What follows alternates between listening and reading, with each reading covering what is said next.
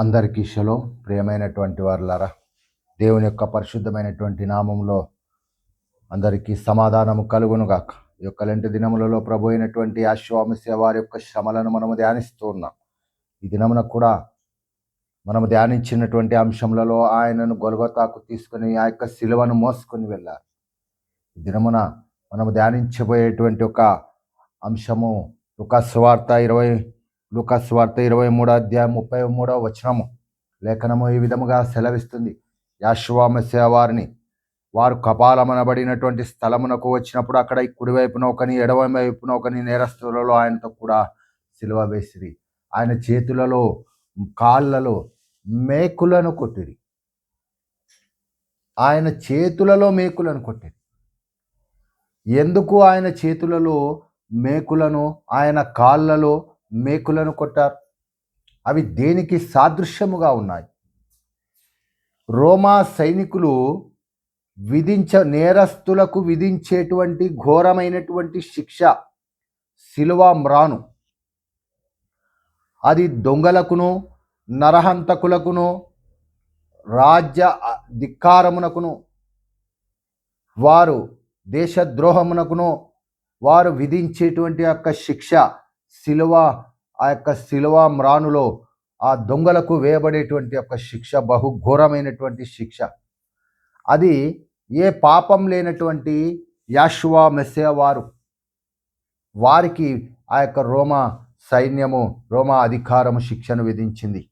కాబట్టి ఆయన చేతులలో మేకులు కొట్టారు, ఆయన పాదములలో మేకులు కొట్టారు. ఇది దైవికముగా ఏ భావమును తెలియచెప్తుంది? లోక సంబంధముగా వారైతే ఆయనకు శిక్షను విధించారు. ఇది దేవుని యొక్క ప్రణాళికలో ఏ భాగమై ఉన్నది? వివిధ కాలమున ధ్యానించుటకు దేవుడు కృప చూపి ఉన్నాడు. అవును ప్రియమైనటువంటి వారులారా, ముందుగా వ్రాయబడినటువంటి యొక్క లేఖనము ప్రభు అయినటువంటి యెషూవ మెస్సీయ వారి పట్ల నెరవేరుతూ వస్తున్నది. కీర్తనలు, దావీదు రాసినటువంటి కీర్తన 22వ కీర్తన 16వ వచనములో ఆయన వారు నా చేతులను నా పాదములను పొడిచిచున్నారు, వారు నా చేతులను నా పాదములను పొడిచి ఉన్నారు. అవును ప్రియమైనటువంటి దేవుని యొక్క సంగమ, దావీదు ముందుగానే రాసుకుంటూ వచ్చారు ఆ యొక్క కీర్తనలో యెషూవ మెస్సీయ వారి గురించి. దావీదు యొక్క చేతిలో కాళ్ళలో మేకులు పొడవలేదు. ఇది రాబోయేటువంటి మెస్సీయ వారి గురించి వ్రాయబడి ఉన్నది. వారు నా చేతులను నా పాదములను పొడిచి ఉన్నారు అని ముందుగానే కీర్తనలో రాయబడి ఉన్నది. అవును ప్రియమైనటువంటి దేవుని యొక్క సంగమ, యెషయా గ్రంథము 53వ అధ్యాయం 5వ వచనం లేఖనం సెలవిస్తుంది. మన అతిక్రమ క్రియలను బట్టి అతడు గాయపరచబడను. మన అతిక్రమ క్రియలను బట్టి ఆయన చేతులలో మేకులు కొట్టబడ్డాయి. మన దోషములను బట్టి ఆయన నలుగగొట్టబడ్డాడు. మన దోషములను బట్టి ఆయన కాళ్ళలో మేకులు కొట్టబడ్డాయి. మన సమాధానార్థమైన శిక్ష అతని మీద పడను. అవును ప్రియమైనటువంటి దేవుని యొక్క సంగమ, మనము చేసినటువంటి పాపములకు ఆ చేతులలో శిక్ష వేయబడ్డాయి. మనము ఇశ్రాయేలీలు కానీ, యూదులు కానీ, మనము కానీ ఏ శిక్ష చేశాం? ఉదయకాలమున ధ్యానిస్తూ ఉన్నాం. కాబట్టి ఆయనను సిలువ వేయుటకు ఆ యొక్క గొల్గొతాకు తీసుకొని పోయి లూకాసు వార్త 23వ అధ్యాయం 31వ వచనం, 32, 33 వచనాలు వారు పచ్చి మ్రానుకి ఇలాగు చేసిన యెడల ఎండిన దానికి ఏమి చేయుదురని చెప్పారు. మరి ఇద్దరు ఆయనతో కూడా చంపబడుటకు తేబడిరి. వారు నేరము చేసినటువంటి వారు కపాలమనబడిన స్థలమునకు వచ్చినప్పుడు అక్కడ కుడివైపున ఒకడు, ఎడమ వైపున ఒకడు నేరస్తులతో ఆయనతో కూడా సిలువ వేసిరి.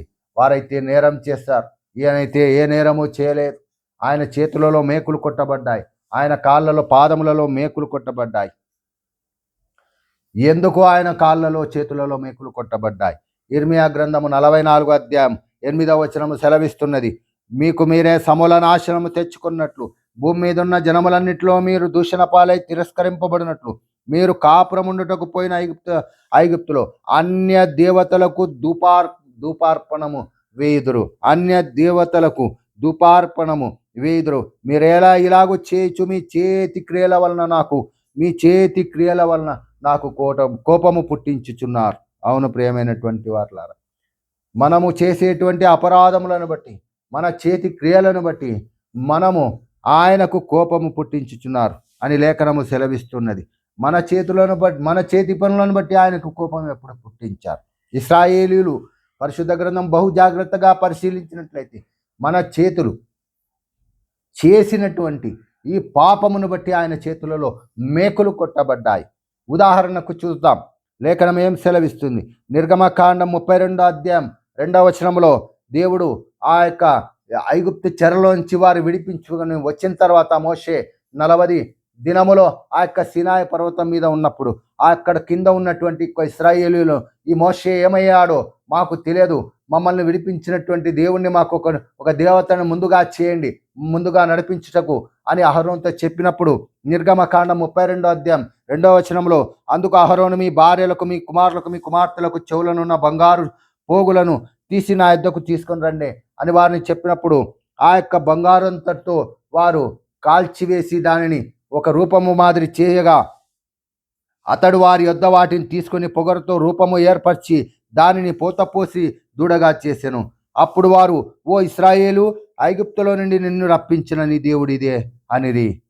అవును ప్రియమైనటువంటి వారులారా, అతడు వారి యొద్ద వాటిని తీసుకొని ఆ పొగరుతో వారు చేసి ఆ యొక్క బంగారంతటిని తీసుకొని వారు ఆ యొక్క రూపమును చేసుకొని, ఇశ్రాయేలు, ఇదిగో ఐగుప్తులో నుంచి నిన్ను రప్పించిన నీ దేవుడు ఇదే అని వారు చెప్పారు.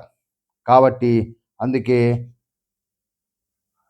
దేవుడు వారి మీదకి ఉగ్రతను రప్పించాడు. ఇశ్రాయేలీయులు వారందరూ తమ చేతులతో పాపం చేసిరి. ఏ పాపం చేసిరి? ఐగుప్తులోంచి విడిపించినటువంటి దేవుడిని కాదని తమ యుద్ధ ఉన్నటువంటి యొక్క బంగారంతటిని తీసుకొని ఆ బంగారుతో వారు ఒక రూపము చేసుకొని, ఇశ్రాయేలు, నిన్ను విడిపించినటువంటి దేవుడు, ఆయన తన బలమైన హస్తము చేత ఐగుప్తులో నుంచి విడిపించాడు. 430 సంవత్సరాలు కఠిన దాస్యంలో నుంచి వారిని విడిపించాడు. అవును ప్రియమైనటువంటి వారులారా, ఆయన దినమెల్లా ఆయన చేతులు మన వైపు చాచి ఉన్నాడు. కానీ ఇశ్రాయేలీయులు ఏమన్నారు? ఓ ఇశ్రాయేలు, నిన్ను విడిపించినటువంటి దేవుడు ఇదిగో ఈ దూడని అని వారి తమ చేతులతో పాపము చేసి ఉన్నారు. అవును ప్రియమైనటువంటి వారులారా, అందుకు దేవుడు సెలవిస్తున్నాడు, ప్రయాసపడి భారము మోసుకుంటున్న సమస్త జనులారా నా యొద్దకు రండి అని ఆయన దినమెల్లా తన చేతులు చాపి ఉన్నాడు. మన చేతులతో మనము పాపము చేసి ఉన్నారు. ఆ దినమున ఇశ్రాయేలీయులు తమ చేతులతో పాపం చేసి ఉన్నారు. విడిపించినటువంటి దేవుని కాదని వారు తమ చేతులతో ఒక దేవతను, దూడను చేసుకొని ఆ దూడను తమ దేవతగా ముందు ఉంచుకొని మనల్ని విడిపించినది ఈ దేవుడే అని వారు దేవునికి విరుద్ధముగా ఎదురు తిరిగారు. తమ చేతులతో పాపం చేసి ఉన్నారు. అవును ప్రియమైనటువంటి వారులారా, ఈ దినమున కూడా మనము ఈ లోకంలో మనల్ని జీవింపచేస్తున్నది ఇదిగో ఆయన కాదు, మన చేతి పనులు మనల్ని జీవింపచేస్తున్నాయి. తమ చేతి పనులతో ఆ పనియే దేవుడు అని వారు ఆ ఇచ్చినటువంటి దేవుడిచ్చినటువంటి ఆ యొక్క పనిని దేవుని మహిమపరచక ఆ యొక్క మన చేతి పనులను బట్టి మనము గర్విస్తూ ఉన్నాం. అవును ప్రియమైనటువంటి దేవుని యొక్క సంగమ, మనల్ని నడిపించేది ఇతర దేవతలని మనము విశ్వాసం ఉంచుతున్నాం. ఆ దినమున ఇశ్రాయేలీయులు తమ చేతి పనులను బట్టి వారు దేవుని విడిచి పాపం చేశారు. అవును ప్రియమైనటువంటి వారు, కాబట్టి తమ చేతి పనులను బట్టి దేవునికి కోపము పుట్టించిరి. ఆయన దినమెల్లా తన చేతులను చాపి ఉన్నాడు మన వైపు. దానిని మనము అలక్ష్యం చేస్తున్నాం. కాబట్టి ఇశ్రాయేలీయులు చేసినటువంటి ఆ యొక్క దోషము నిమిత్తం, మన చేతులతో మనము వేసినటువంటి ఆ యొక్క ధూపము నిమిత్తం లేఖనము సెలవిస్తున్నది. కీర్తనలు 44వ అధ్యాయం 20వ వచనం, వారు దేవుని నామమును మేము మరచి ఉన్నడల అన్య దేవతల తట్టు మా చేతులు చాపి ఉన్నాడల. అన్య దేవతల వైపు తమ చేతులు చాపి ఉన్నారు. కాబట్టి అది వారు చేసినటువంటి పాపం, అది వారు చేసినటువంటి ఒక దోషం. అవును ప్రియమైనటువంటి దేవుని యొక్క సంగమ, ఇర్మియా గ్రంథం 1:16లో, అప్పుడు యెరూషలేము వారు నన్ను విడిచి అన్య దేవతలకు ధూపము వేసి తమ చేతులు రూపించిన వాటికి నమస్కరించుట నేను తమ చెడుతనమును బట్టి నేను వారిని గూర్చి నా తీర్పులు ప్రకటించు. ఇర్మియా గ్రంథము లేఖనము సెలవిస్తుంది. ఇర్మియా 1:16, అప్పుడు యెరూషలేము వారు నన్ను విడిచి అన్య దేవతలకు ధూపము వేసి తమ చేతులు రూపించిన వాటికి నమస్కరించుట. అరణ్యములో ఇశ్రాయేలీయులు తమ చేతులతో రూపించుకున్నటువంటి ఆ యొక్క దూడను ముందుగా ఉంచుకొని దానిని పూజించారు. ఇశ్రాయేలీయులు దేవునికి విరుద్ధంగా తమ చేతులు రూపించిన వాటికి నమస్కరించుట, యాషువా తన నమస్కరించుటను బట్టి తమ చెడుతనమంతటిని బట్టి నేను వారిని వచ్చి నేను తీర్పు రప్పించదు. అవును ప్రియమైనటువంటి వారులారా, దేవుడు ఐగుప్తు దేశంలో నుంచి బలమైన హస్తము చేత ఇశ్రాయేలును విడిపించారు. కానీ ఇశ్రాయేలీయులు తమ చేతులతో బంగారమును కరిగించి ఒక దూడ యొక్క రూపమును చేసుకొని దానికి నమస్కరించారు. అన్య దేవతలను నమస్కరించి కాబట్టి తమ చేతులు చేసినటువంటి పాపమును బట్టి ఇశ్రాయేలీయుల సర్వశక్తి గల దేవుడు దినమెల్లా ఆయన తన చేతులను చాపి ఉన్నారు. ఆయన చేతులలో మేకులు కొట్టబడ్డాయి. ఈ దినమున మనము కూడా మన చేతి పనులను బట్టి మనము హర్షిస్తున్నాం, మన చేతి పనులను బట్టి మనం గర్విస్తూ ఉన్నాం. పనే దేవుడు అని మనము చెప్తూ వస్తున్నాం. ఆ పనిని దయచేసినటువంటి దేవుడు ఈ దినం ఇప్పుడు యుద్ధము జరుగుతుంది, వారికి ఏ పని లేదు. కాబట్టి ప్రియమైనటువంటి దేవుని యొక్క సంగమా, ఇదిగో దేవుని యందు మనము దేవుడు తన చేతులు చాపి ఉండగా మనము దేవుని యొక్క కృపను పొందుటకు మన చేతులతో చేసినటువంటి ఎన్నో మోసపు క్రియలు, హేయమైనటువంటి క్రియలను బట్టి, మన చేతులతో చేసినటువంటి పాపమును బట్టి, అన్య దేవతల వైపు మన చేతులు చాపినటువంటి దానిని బట్టి, మనము చేసినటువంటి పాపమును బట్టి ఆయన చేతులలో మేకులు కొట్టబడ్డాయి. అవును ప్రియమైనటువంటి దేవుని సంగమ, ఆ శిలువ మ్రానులో ఆయన చేతులలో గాయాలు మనము చేసినటువంటి పాపం, ఇశ్రాయేలీయులు చేసినటువంటి పాపము, ఆ పాప దోషము ఆయన చేతులలో మేకులు కొట్టబడ్డాయి. అవును ప్రియమైనటువంటి దేవుని యొక్క సంగమ, అందుకే ఇర్మియా గ్రంథం 1:16లో తమ చేతులు రూపించిన వాటికి నమస్కరించుటను తమ చెడుతనమంతటిని బట్టి, తమ చేతులలో చేసిన పాపమును బట్టి ఆయన చేతులలో గాయపరచబడ్డాయి, ఆయన చేతులు గాయపరచబడ్డాయి. కాబట్టి ఇర్మియా గ్రంథము 14:10 లేఖనము సెలవిస్తుంది, యెహోవా ఈ జనులతో ఈ మాట సెలవిచ్చుచున్నాడు, ఈ జనులు తమ కాళ్ళకు అడ్డము లేకుండా తిరుగులాడుటకు ఇచ్చగలవారు కనుక యెహోవా వారిని అంగీకరింపరు. అవును ప్రియమైనటువంటి దేవుని సంగమ, చేతులలో మేకులు కొట్టబడ్డాయి, ఆయన పాదములలో మేకులు కొట్టబడ్డాయి. ఎందుకు ఆయన పాదములలో మేకులు కొట్టబడ్డాయి?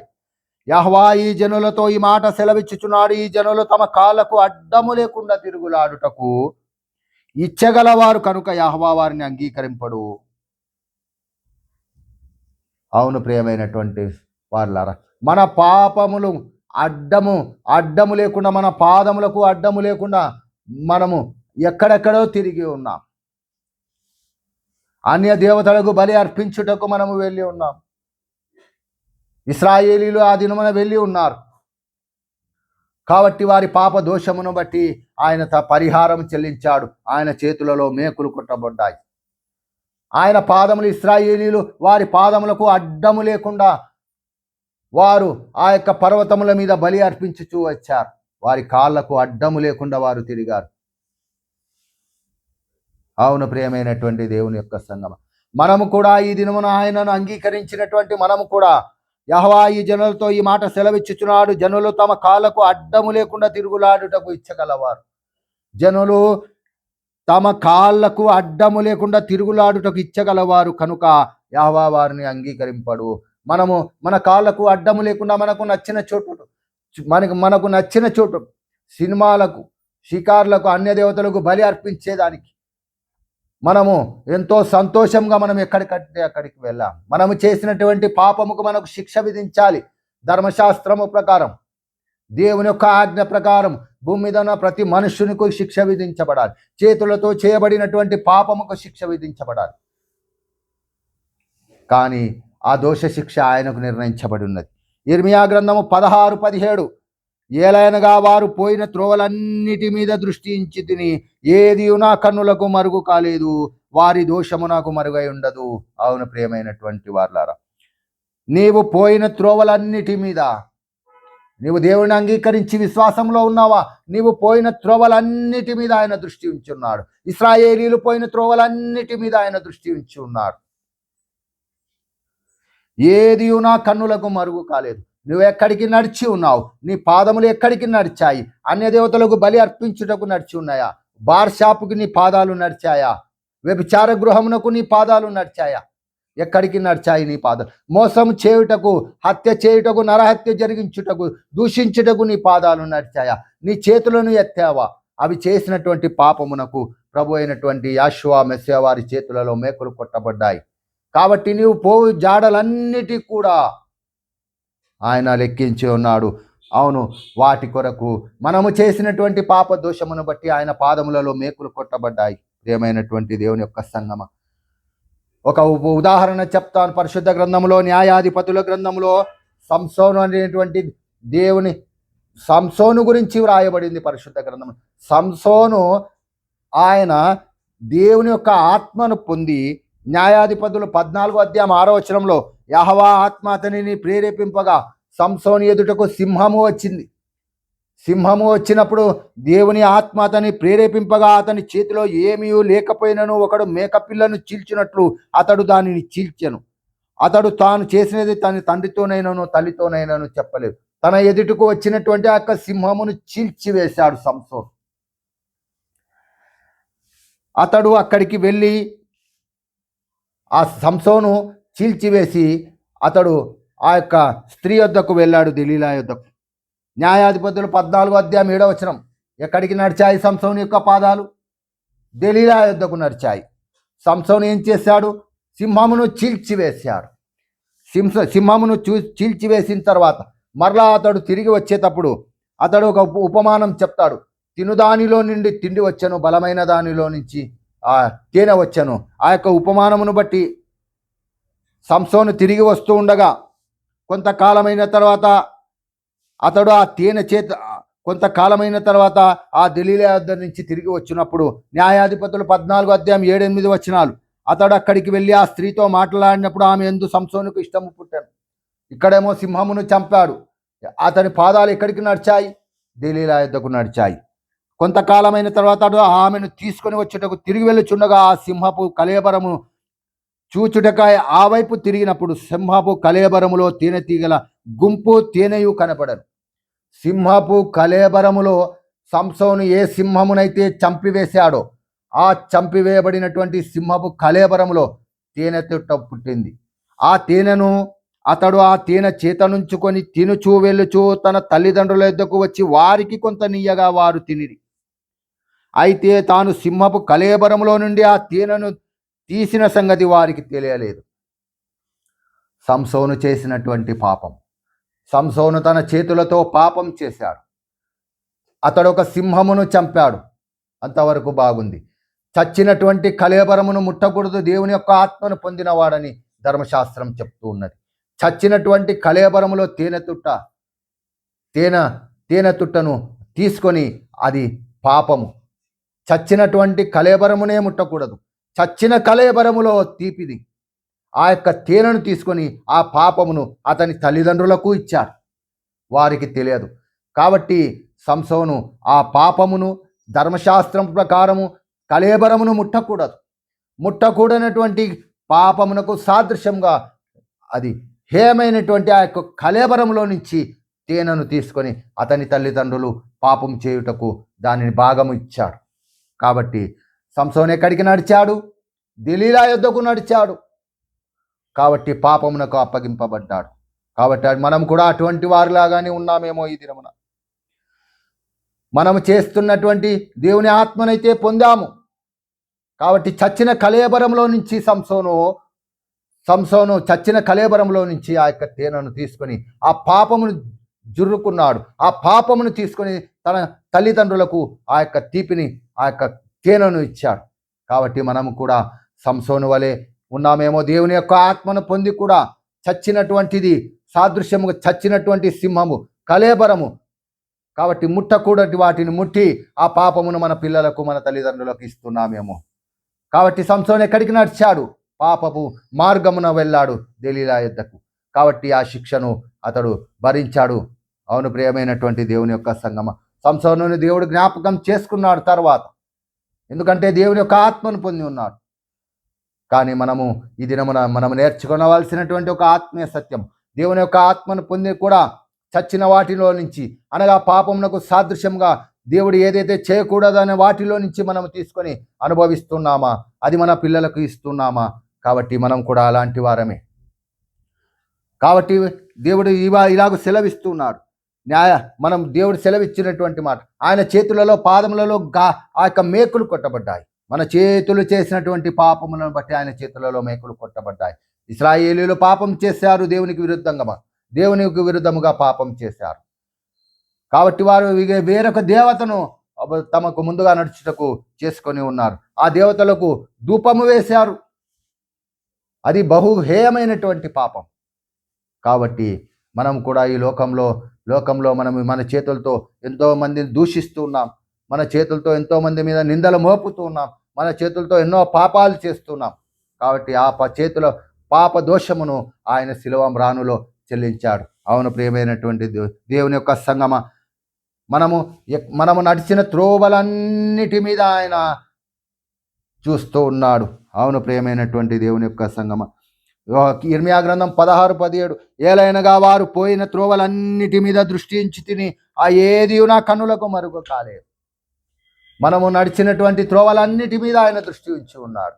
కాబట్టి మనము చేసినటువంటి పాపము నిమిత్తము ఆయన పాదములలో మేకులు కొట్టబడ్డాయి. అవును ప్రియమైనటువంటి దేవుని సంగమ, అందుకే బహు జాగ్రత్త కలిగి ఈ దినమున మనము చేతులతో ఏ పాపము చేయకుండానట్టు మన పాదములు ఎక్కడికి నడవాలి? ప్రార్థనకు నడవాలి. మన పాదములు ప్రార్థనా మందిరమునకు నడవాలి. మన పాదములు మంచి చేయుటకు నడవాలి. మన పాదములు సువార్త నిమిత్తము మన పాదములు నడవాలి. సమాధానమను జోళ్ళు మనము తొడుగుకోవాలి. సమాధానపరచుటకు మన పాదములు నడవాలి. అవును ప్రియమైనటువంటి దేవుని యొక్క సంగమ, ఉదయకాలమైన దేవుని తన పరిశుద్ధాత్మ ద్వారా ఆయన చేతులలో కాళ్ళలో కొట్టబడినటువంటి మేకులు దేనికి సాదృశ్యంగా ఉన్నాయి అంటే, ఇశ్రాయేలీయులు అన్య దేవతలకు వేసినటువంటి అర్పణ ధూపము వేసిరి. వారు తమ చేతులతో పాపము చేసి ఉన్నారు. అయినా దేవుడు తన దినమెల్లా ఆయన చేతులు చాపి ఉన్నాడు. మనం కూడా అన్య దేవతలకు ధూపం వేసామేమో, మనం కూడా మన చేతులతో పాపం చేస్తున్నాం, మోసపు క్రియలు, హేయమైనటువంటి క్రియలు చేస్తున్నాం. అందుకు ఆయన చేతులలో పాపం శిక్ష, ఆ మేకులు కొట్టబడ్డాయి. మనము ఆయన ఎక్కడికైతే తిరగద్దన్నాడో ఆ యొక్క చోటెల్లా, మనము పోయిన చోటెల్లా ఆయన కనబడుతూ ఉన్నాయి. అవును ప్రేమైనటువంటి వార్లారా, ఇశ్రాయేలీయులు వెళ్ళిన మార్గములన్నిటినీ ఆయన జ్ఞాపకం చేసుకుంటూ ఉన్నాడు. ఏలైనగా వారు పోయిన త్రోవలన్నిటి మీద ఆయన దృష్టి ఉంచున్నారు. కాబట్టి ఆయన కన్నులకు ఏది మరుగు కాలేదు. ఇదే కాలమున మనము కూడా మనల్ని పరిశీలించుకుందాం. మన త్రోవలు ఎక్కడికి నడుస్తూ ఉన్నాయి? దానిని జ్ఞాపకం చేస్తూ, సంసోను నడిచాడు ఆ యొక్క మార్గమును బట్టి. కాబట్టి సంసోను చేసినటువంటి పాపమున తన కుటుంబానికి, తల్లిదండ్రులకు ఇచ్చాడు భరించమని. అవును ప్రియమైనటువంటి దేవుని యొక్క సంఘం, మనం అలాగుండకుండా అనుదినము మన కాళ్ళు ప్రార్థనకు నడవాలి. మన కాళ్ళు దేవుని యొక్క ప్రార్థన మందిరముకు నడవాలి. మంచి చేయుటకు మన కాళ్ళు నడవాలి. మంచి చేయుటకు మన చేతులను మనము చాపాలి. అవును ప్రియమైనటువంటి దేవుని సంఘం, మరి ఒక ఆత్మీయ సత్యంతో రేపటి దినమున మనము పరిశుద్ధాత్మ దేవుని యొక్క కృప ద్వారా మరి యొక్క శ్రమలను ధ్యానించుటకు రేపు ఉదయమున దేవుని యొక్క చిత్త ప్రకారము వాక్యమును ధ్యానించేదాం.